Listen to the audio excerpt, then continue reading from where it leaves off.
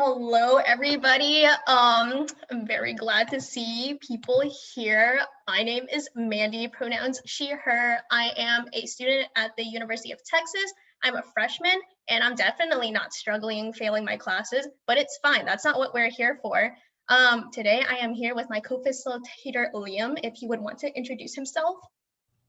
Hi, everyone. My name is Traicoff. I'm a senior at Lamar High School in Houston, Texas, and I'm ready and rearing to go with Mandy. Let's get it.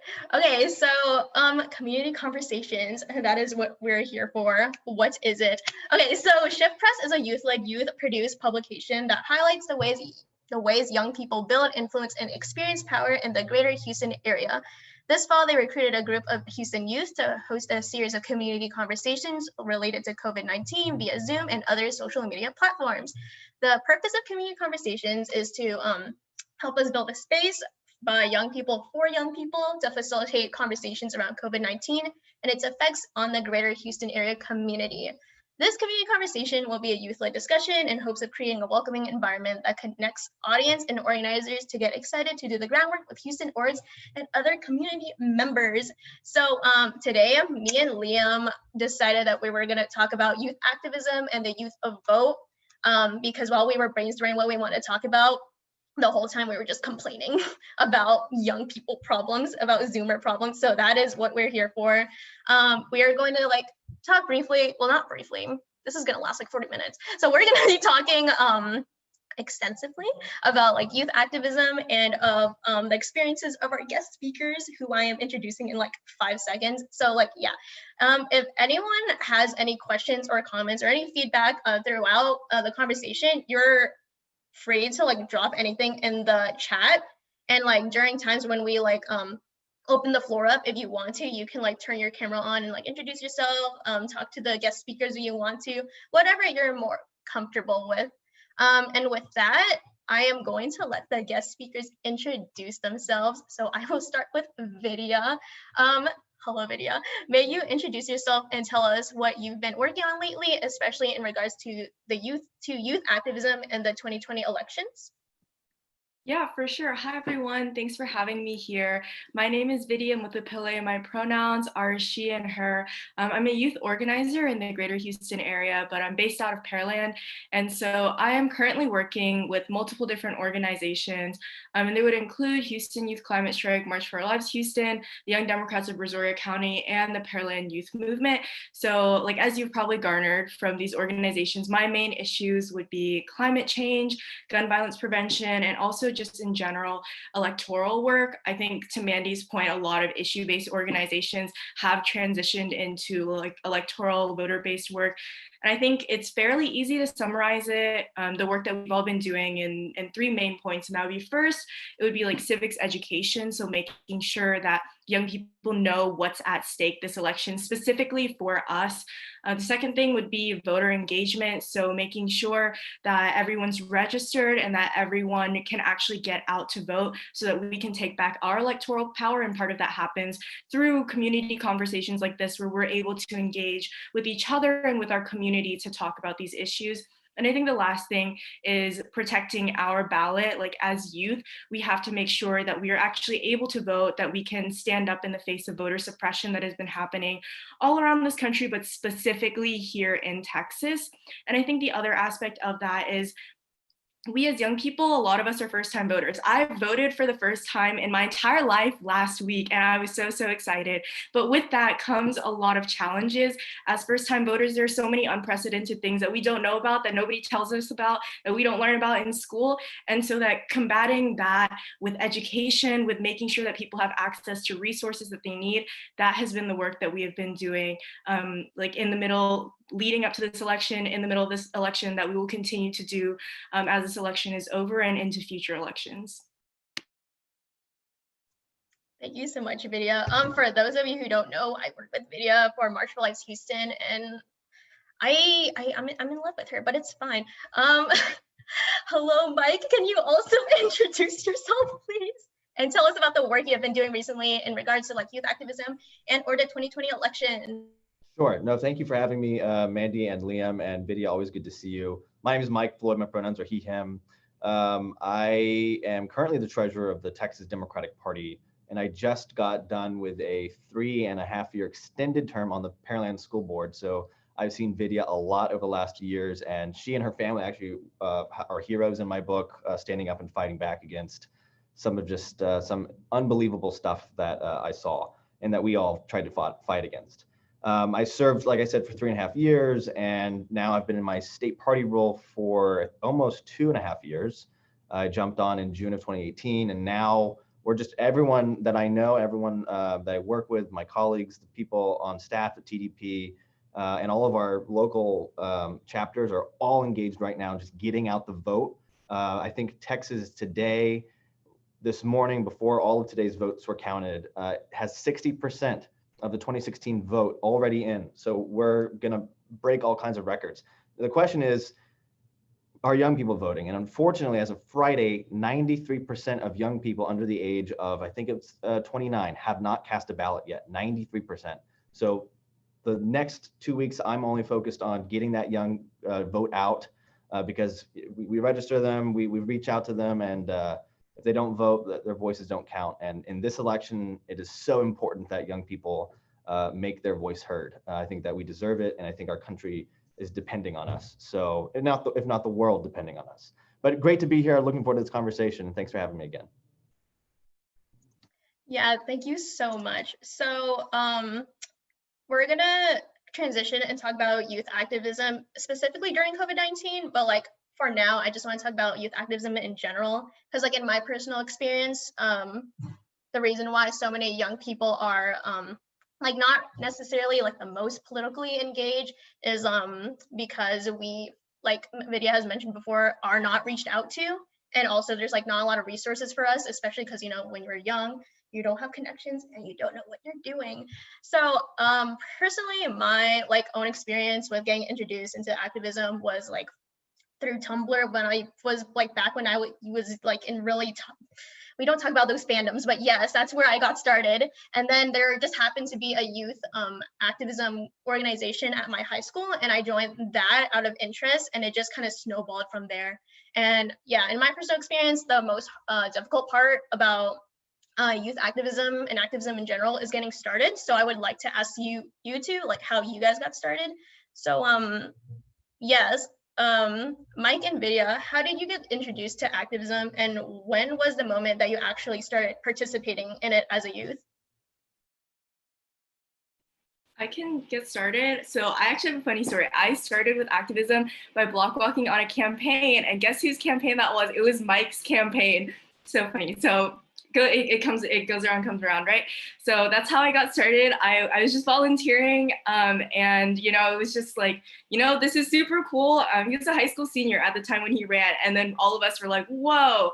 I was in 8th grade at the time, and then I was like, you know, we're gonna get people elected, and that was 2017, like after the entire disaster of 2016, and everyone was like, okay, we have to do something. We don't know what we're gonna do, we're just gonna do something. And so for me, that was block walking. I plugged in, and it was just door to door, and like Mike took everybody by surprise, and that's how we won, because it was just putting in the work. And that's how I got started. And I think my journey in activism has been like a series of cascading events, a lot of which I have had no control over. So after that election over the summer, I got involved with environmental organizing. Things were still like fairly in control. I actually went straight from block walking to lobbying at DC. So I did the complete flip-flop. I was lobbying for bipartisan climate legislation. So I was like swinging all the way across the spectrum. I didn't know like what was going on. And then in 2017, I'm sure you all remember, we had Hurricane Harvey, and that's whenever it like grounded me into the local issues that impact our community. So in 2017, we were building up to the exciting midterms that we had in 2018. And that's when I heard people actually talking about the issues that matter to me. So we were finally talking about flooding, about climate change. And as I mentioned earlier, climate change is one of the issues that keeps me up at night. And so that was when I started plugging into local races and being like, these are the candidates who are running. And I started volunteering again. And then in 2018, the Parkland shooting happened, and that's how I got involved in gun violence prevention. It was because of that, and we had a walkout at my school, and that's how I got involved in organizing in that way. And then right after that, in 2019, we had the climate strikes. There was the International Day of Climate Action. I participated in that. I organized a climate strike at my school. I organized the 2 in our district. And then like in 2020, I got back into gun violence prevention organizing.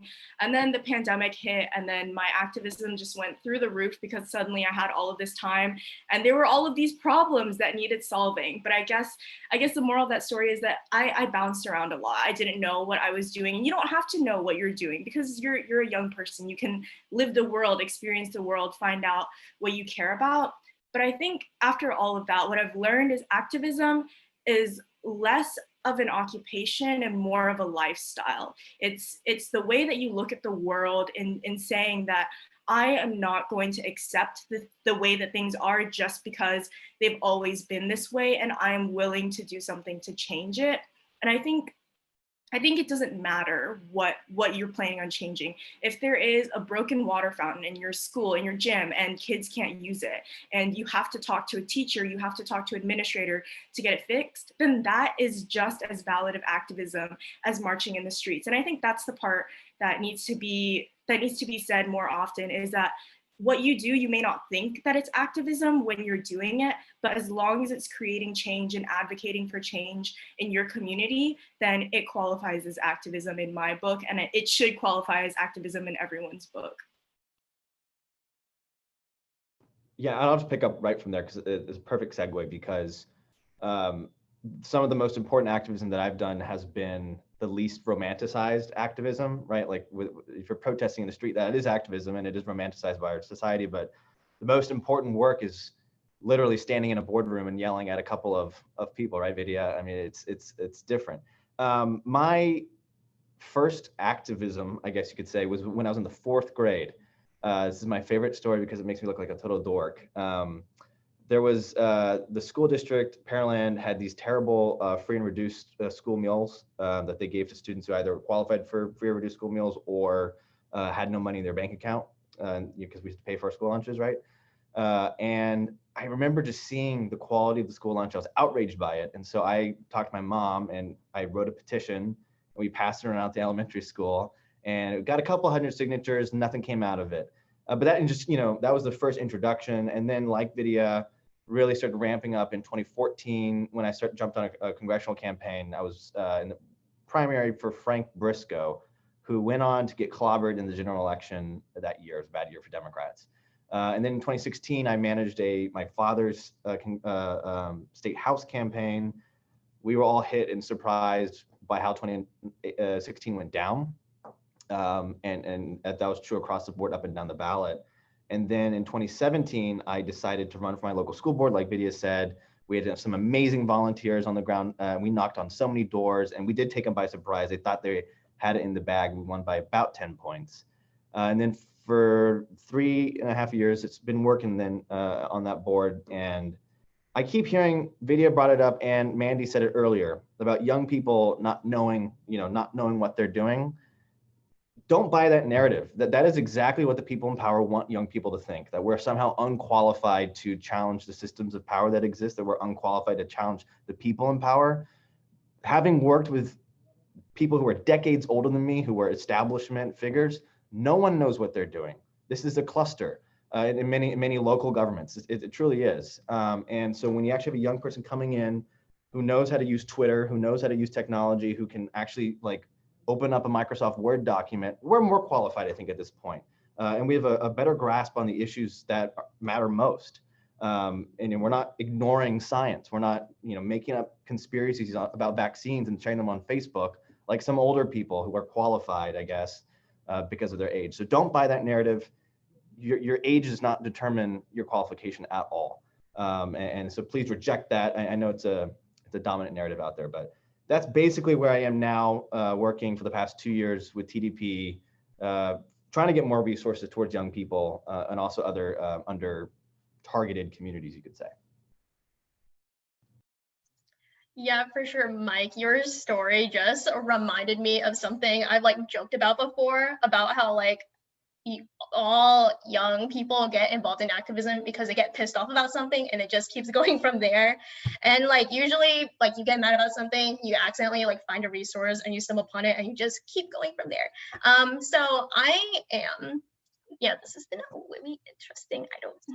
Okay. I'm so sorry. Anyways, youth activism during COVID-19.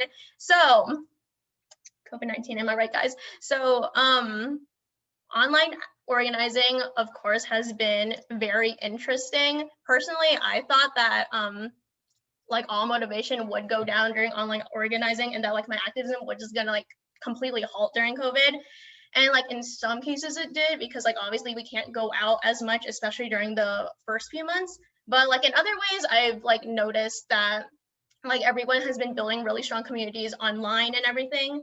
I've seen a lot of even my friends who are like not activists at all, like the political climate at my high school is like non-existent. Everyone's been like, you know, glued to social media, being like, you know, having to consume what's going on and like talking to each other about it. And like we've in the process built a lot of strong online communities. Personally, this is like during the time where I joined March for Lives Houston, and like I found a really like large group of online activists, and it's been like really productive. And like as back to school season started coming, we've noticed that like students and also teachers, because like I talked to my government teacher and turns out like the school board also didn't tell anyone, like didn't tell her or all of her coworkers like what was going on. So like we've noticed that like community members have been left in the dark about their school's COVID cases, their school's COVID response, like very vague implementation and everything. And there's also been instances of like schools strongly encouraging and like low-key forcing students to attend school in person to receive funding, which I believe is the case for Liam's school. And all of these issues and how like education has been impacted by COVID-19 has like particularly spurred me and my peers to like really double down on like our activism. And like I said before, like even like my friends are not like political people. They don't really consider it activism because they're just like, I'm mad and I want to complain, I want something to change. But like Vidya said, that is activism. So I'm going to like ask you guys about your experiences and like perspectives that you've noticed regarding youth activism during COVID-19. So Vidya, as the founder of the Pearland Youth Movement, I know that you have been working closely with your classmates to bring up various student concerns to your school board, including patterns of racism, sexism, instances of discrimination from staff members, and of course their COVID-19 response. What challenges have you encountered in regards to how your school board has responded to you and your peers?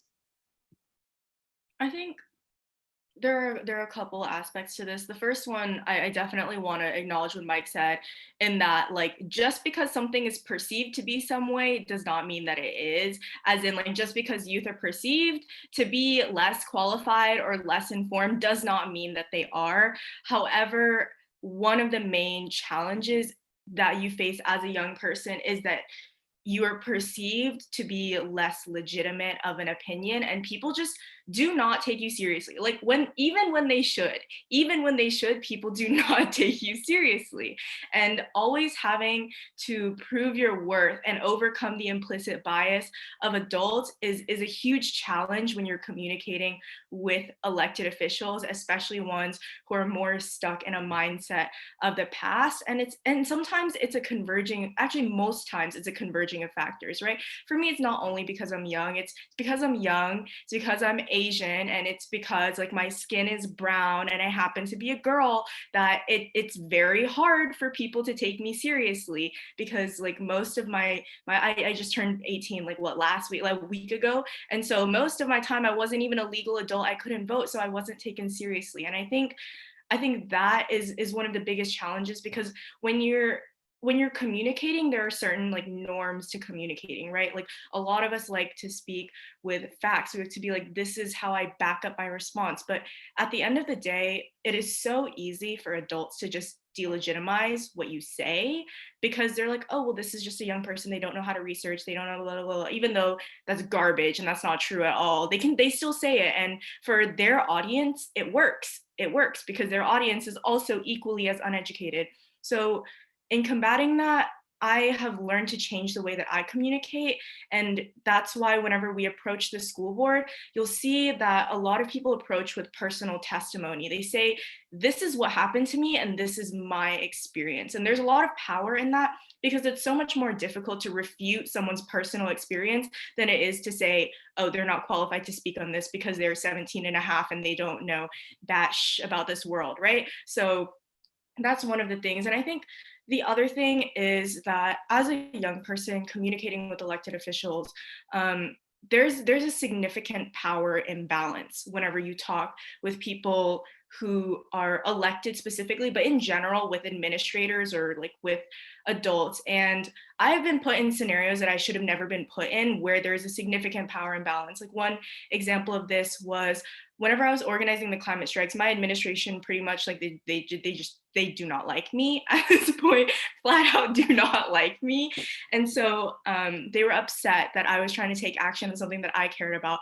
So after like hours of meeting with administrators in my school, I ended up being in a room with 2 assistant principals, the principal of the school, and a police officer at the same time, because they thought that it was necessary for all of them to be in that room with me alone, nobody to hear my side, nobody to back me up. They thought that that was necessary for them to communicate. And I think that it's very clear that we establish that that is not communication, that's interrogation and intimidation. And that is something that happens very often when you see young people trying to speak in front of the board. I have spoken in front of the board multiple times, but to this day, it is still not a comfortable experience for me, because you're sitting there and there are 7 people, or like there were 6 people and then like Mike, but then like 6 people don't believe a thing that you're saying and they just don't want you there and they want to get rid of you. And so it is hard to go up there and communicate. And that is a huge barrier that a lot of young people have to overcome, is that power imbalance. But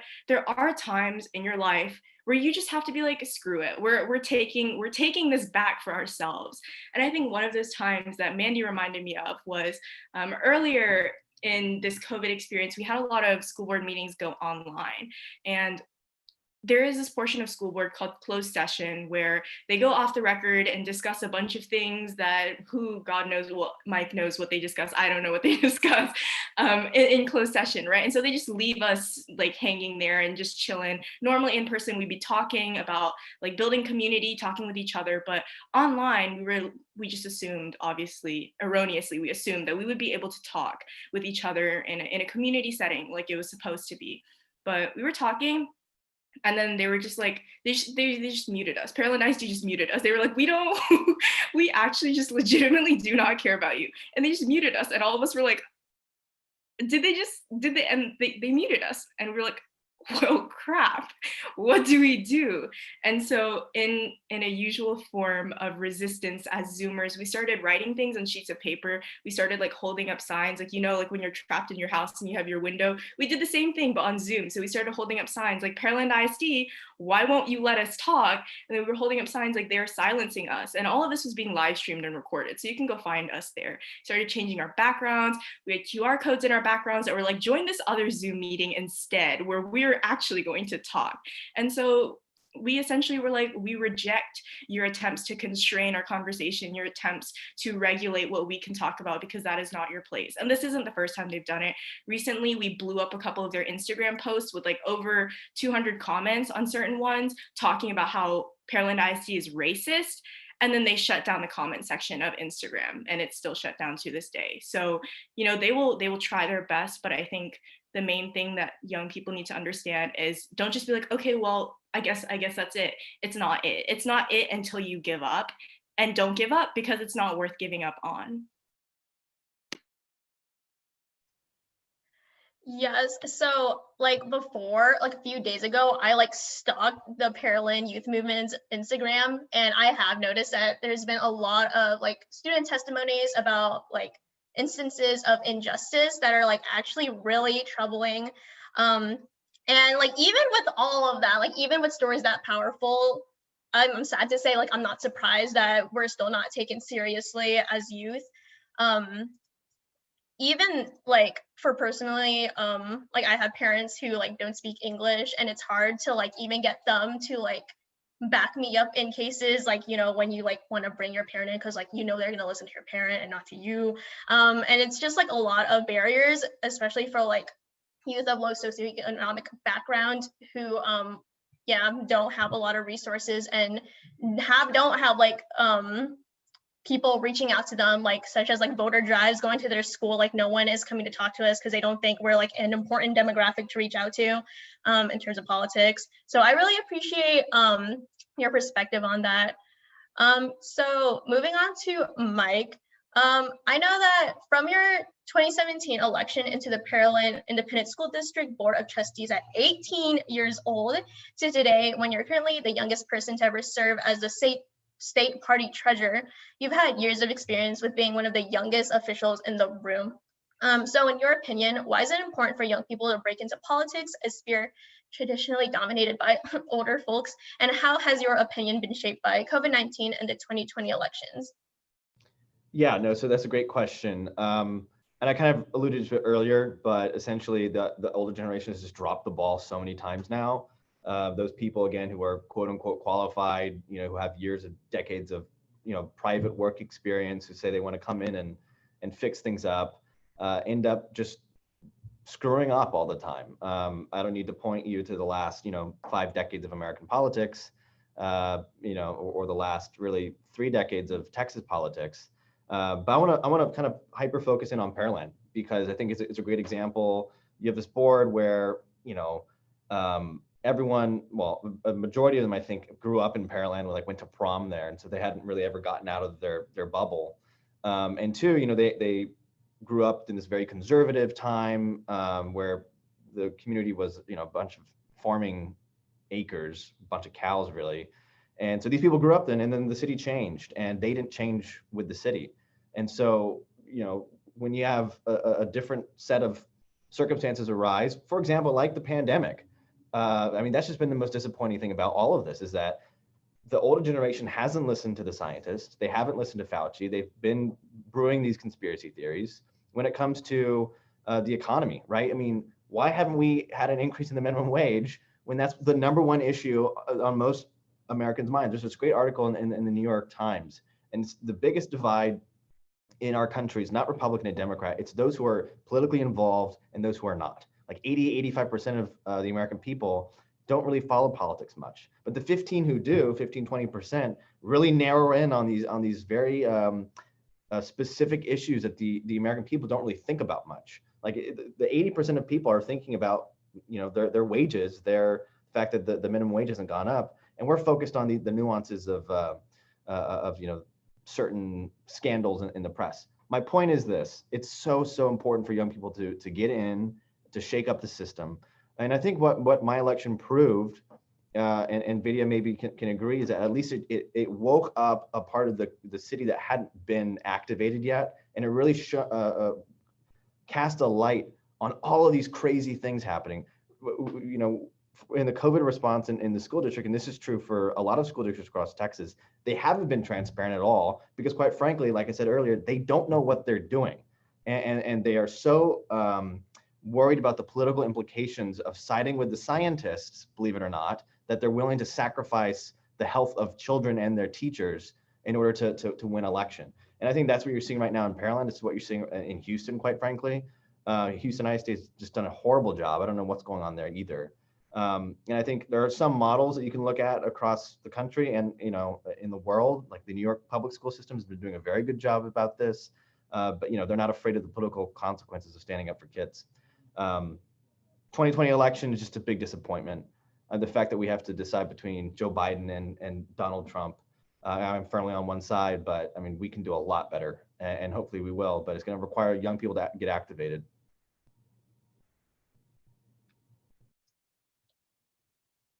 Yeah, for sure. If just like putting this out there. Oh, okay, never mind. We do have a question. So someone has a question in the chat. What do you think about advocacy in college? What are the best ways to get started and make change? Well, Vidya can't talk about this yet because she's not in college. But I, as someone who just graduated, there's a lot of opportunities. I mean, I would suggest, obviously getting involved in campus if there's campus cultivation, campus improvement internally within that community.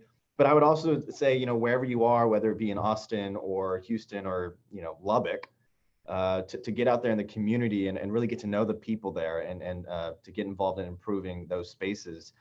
The one caution that I have, and this is a trap that too many college kids fall into, is it becomes very performative, where they're doing activism for the sake of showing that they're active, that they're woke. Stay away from that, because that's what leads to this romanticization of activism that is not the most effective form, right? So it is, being able to go to a board meeting or being able to file a FOIA request and get documents. That's not the sexy activism that we see, protesting in the streets, which is also important.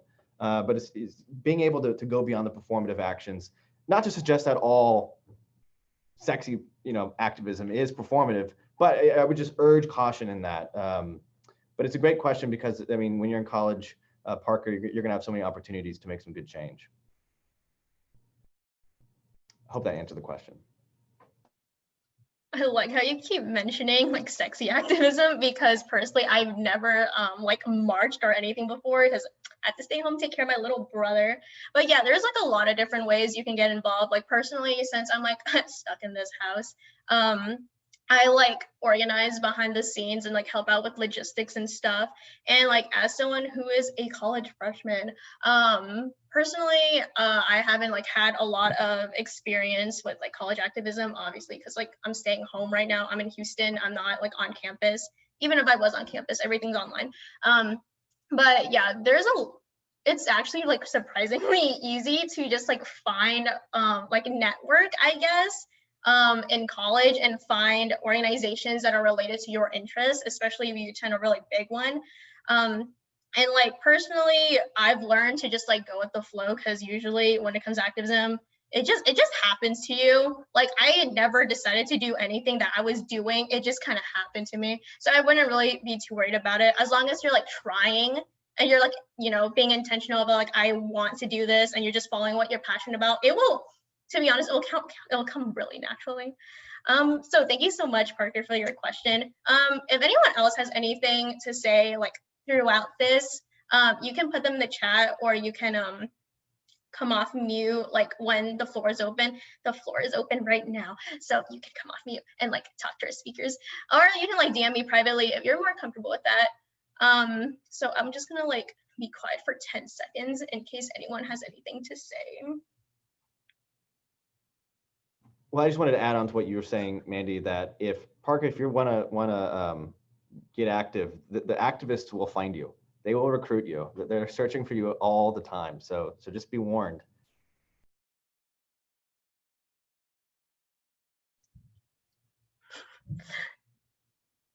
The chat's so cute. Okay, anyways, thank you very much, guys. I have obviously been talking for way too long and rambling, so I am going to transition it to my better half, Liam. Liam, take it away. Hi, everybody. Thank you, Parker, for your question. That was actually the first question I was going to ask Mike. But I can kind of grow off of that and ask Mike, in your election at 18, what do you think was your biggest change for your school district? And stemming off of that question, what do you think led you to decide to run for office at such a young age? So I'll take it in reverse. There's a Pearland's is an interesting place. There's always something going on there, and if you just Google the district, you'll find so many different outlandish articles you wouldn't even believe. But as a student there, I had been pretty active, involved. I was like in student council, and I was obviously like writing petitions all the time. Administration didn't like me much either, Vidya. But it was really I think it was 2016. I don't know if anyone's familiar with the story of Kai Shapley. I know Vidya is. Essentially, we had a situation where the superintendent of schools came out against trans kids and was saying that, he was totally backing the bathroom bill, saying that if we allow trans kids to use the bathrooms they need, that pedophilia will come next, right? Just crazy stuff. And that made me angry. It made me disgusted and frustrated that this public servant who's supposed to represent one of the most diverse school districts in the state would be saying stuff like that. And there were also, like racist dress codes and just horrible under the discourse remarks made by teachers in classrooms to students of color. So all of that was just, it was motivating, inspiring, and angering. And so I decided, we had this incumbent who was running unopposed, Rusty DeBoard, who eventually would go on to lose the election because a number of reasons. But he was unchallenged. He was 4-year board president, and I decided that we can't. If this guy's going to stay silent on these issues, we can't let him be unchallenged. So I ran against him. It was a one-on-one thing, and he eventually, even though we won the early vote, the day after early vote ended, he came out and said something about Muslims. Like, Muslims are running in our community. We have to stop them running for office. And then it blew up in his face, and then he lost on election day with 60%. So it aggregated out to being like a 9-point win. So that was why I got involved. I was the only Democrat elected in 35 years in Brazoria County. And I still think until November 3rd that I hold that title. November 3rd will break it. And so, I served on a board with 6 Republicans and me, and the superintendent being, a Republican as well. So it's very difficult to actually get change, get major initiatives done. What the most effective thing was, one is, raising attention to issues, and 2 was being able to mitigate the worst. So in those closed sessions where we go back and talk about things I can't talk about publicly, I would bring up X, Y, or Z issue, or I would say, no, you guys can't do that. That's totally wrong. And maybe the first couple of months they were, not so serious about the young kid, but after a while, I was proven time and again to be correct. And they started listening and they started taking the advice. And sometimes we would get into yelling matches back there, 1 versus 6. But over the course of 3.5 years, slowly eroding away at that institution of shame is what I call it now. We were able to get things like restorative justice, slightly implemented in a restorative practice kind of way. We were able to get town halls done, which they all opposed unanimously. And we were able, again, the most important thing was to activate this community of people like Vidya and Pearland who are finally, taking a stand and who are going to be the next generation of leaders, hopefully, for that community.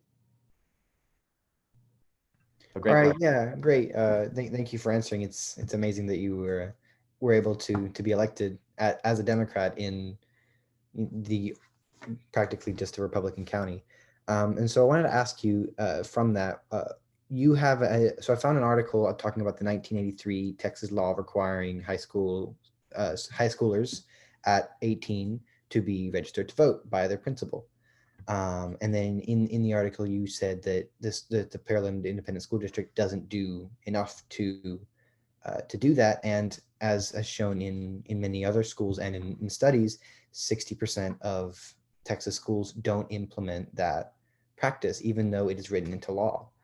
So as a Pearland school board official, what did you do to make that practice happen? And what are some things you would recommend for other school districts or for teachers that they can do in their own districts to make a law that has been passed actually be enforced?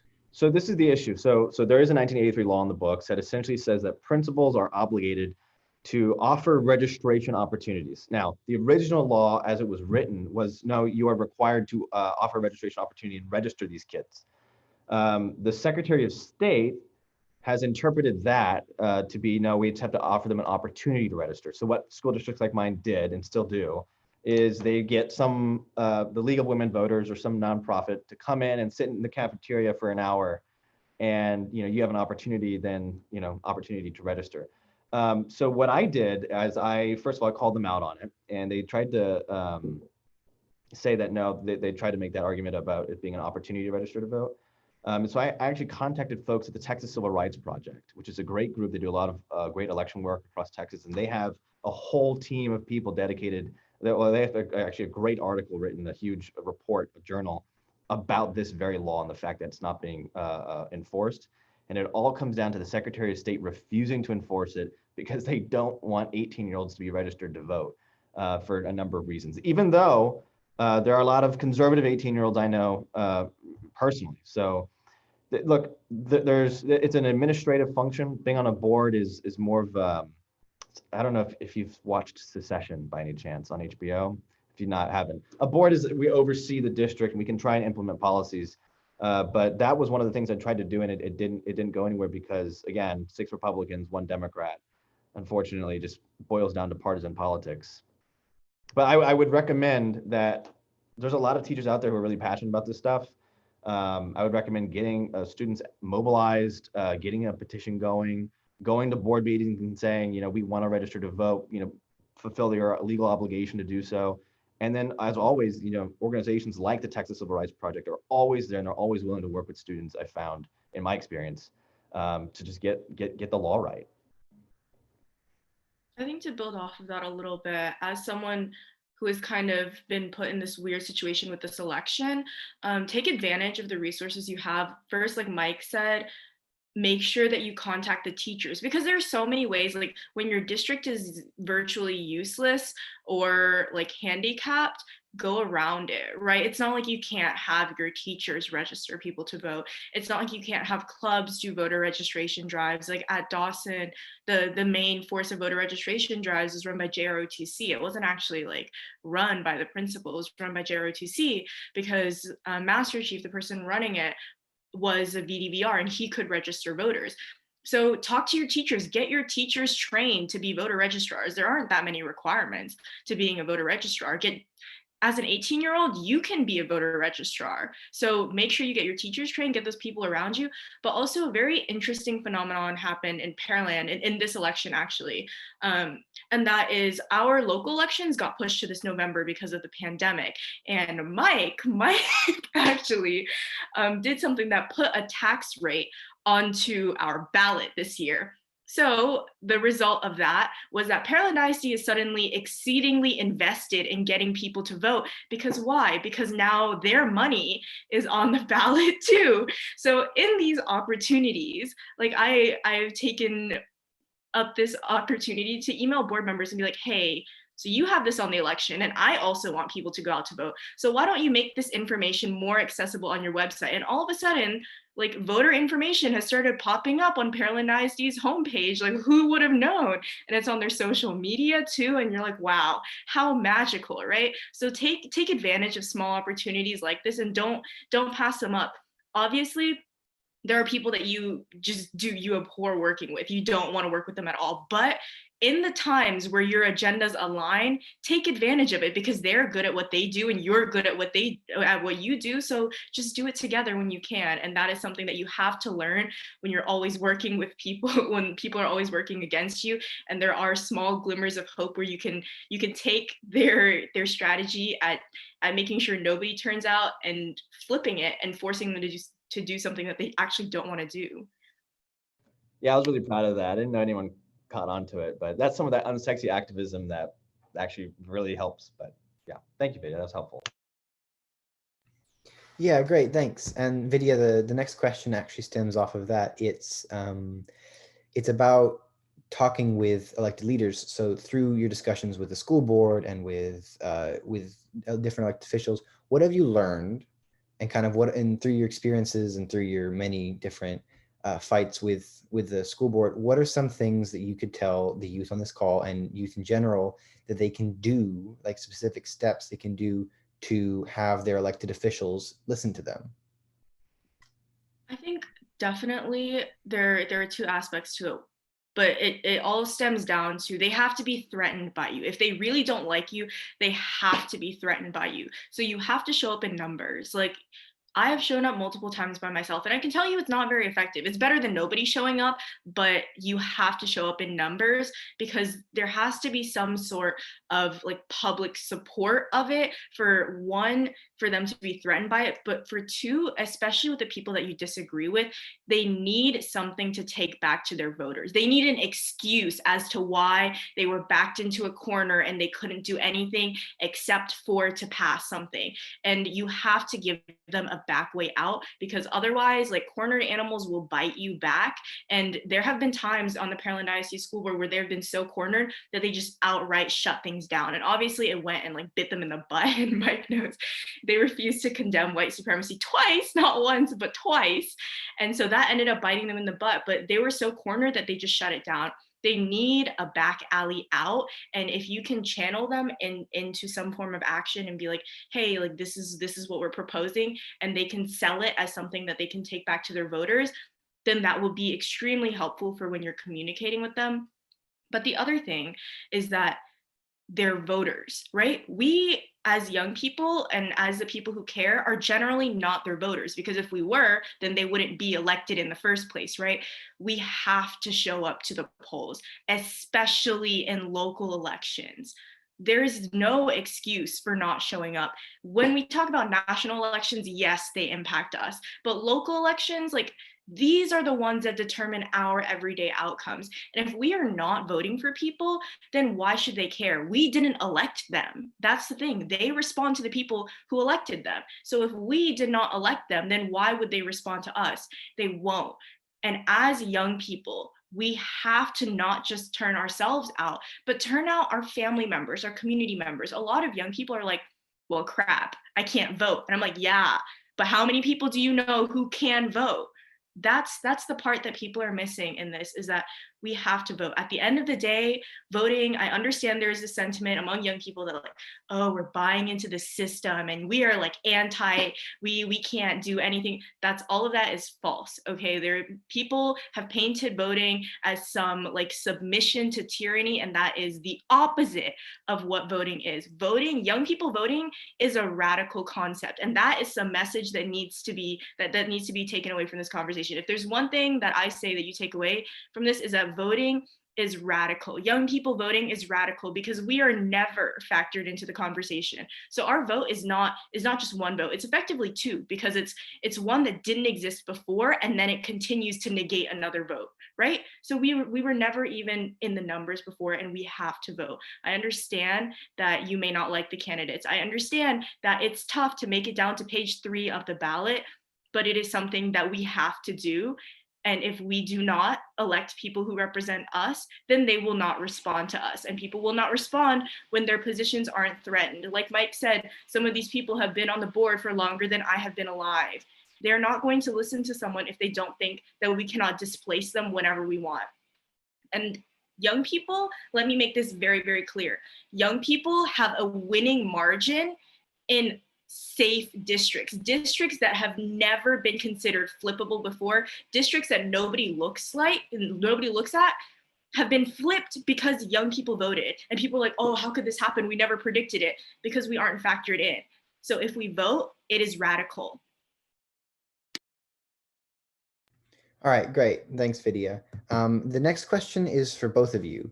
And it's, have you ever had any personal experiences outside of, or any personal experiences with witnessing how the youth vote, and you guys have talked about the issues with Pearland ISD, but with the youth vote and youth activism has directly impacted Houston's political scene?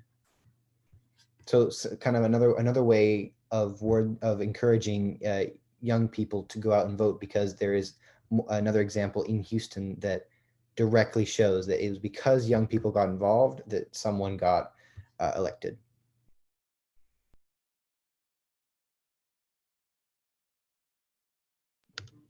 Just elected?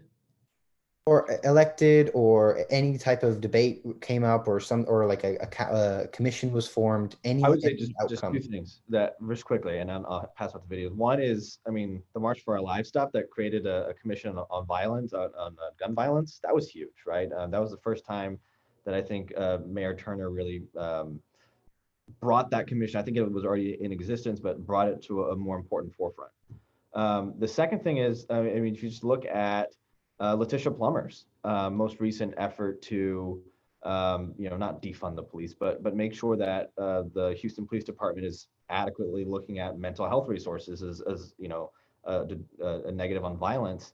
That was largely pushed by young people, and you see that in a couple of elections too with Lena Hidalgo. I mean, look at what Lena Hidalgo has been able to do 29 years old, 4 million people that she oversees now. She called out the virus seriously. She, first of all, took on a major tropical storm seriously too, did a great job. But she took on the virus seriously when Governor Abbott and everyone else was downplaying it, calling it a hoax. She took it seriously, and she took a lot of flack for it.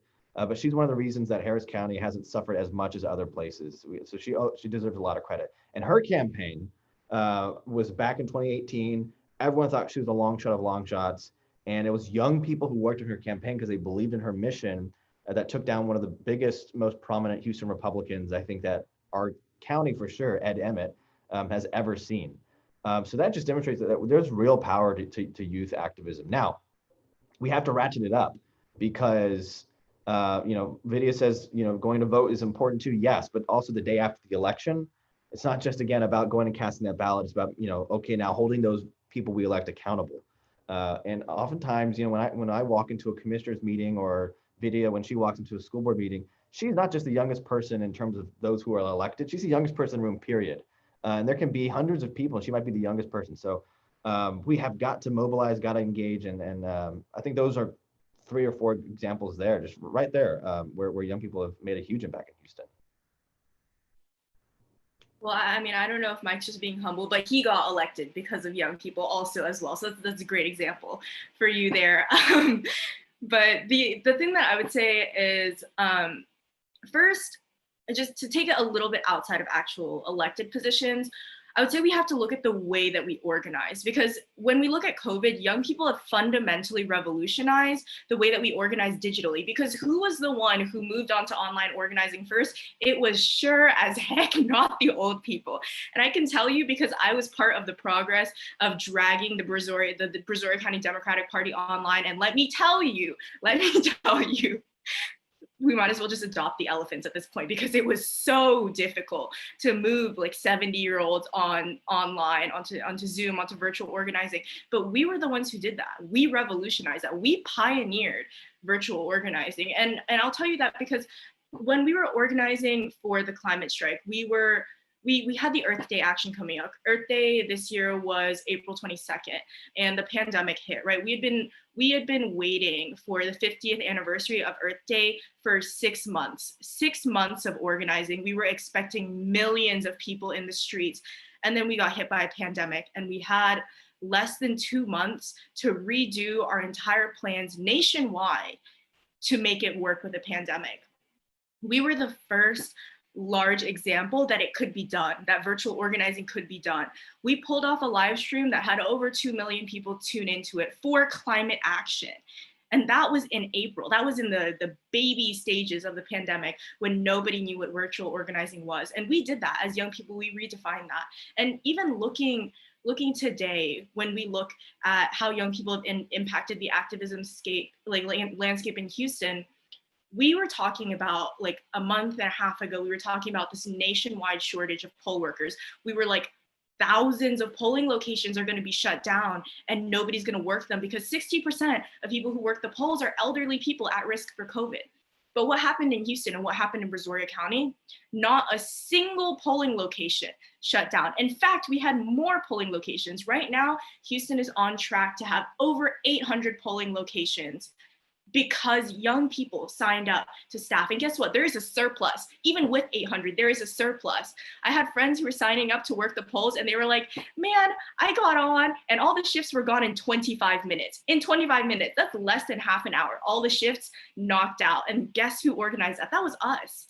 That was us. It was not an additional surplus of old people who just popped out of thin air and wanted to risk their lives to work the polls. No, that was us. We did that. So that is the power. We made sure that our democracy is going to be protected by not shutting down additional polling locations. That was us. And I think the final thing that I'll leave you with of the power of youth voting, or the power of youth organizing, is we build coalitions.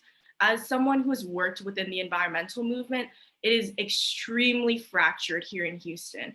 Right now, I can probably list you about 15 environmental organizations. Most of them are old white people, right? And they've never talked to each other before.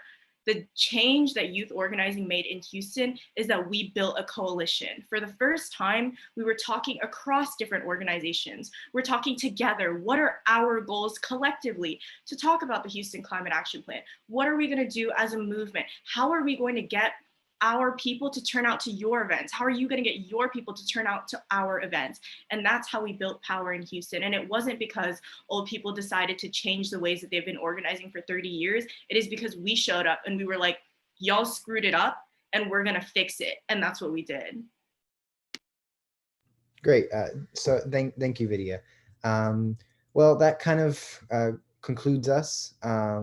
Mandy's going to drop some resources in the chat for anybody else in here. So there's some resources for becoming poll workers, like Vidya mentioned.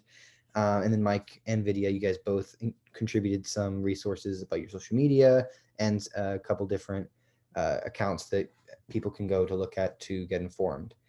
We thank you to everyone who tuned in to today's community conversation. To hear more conversations like this, follow Shift Press at Shift Press, no space, on virtually all social media platforms. Until next week's conversation at the same time, we will see you guys later. Thank you guys so much for contributing. All right, thank you.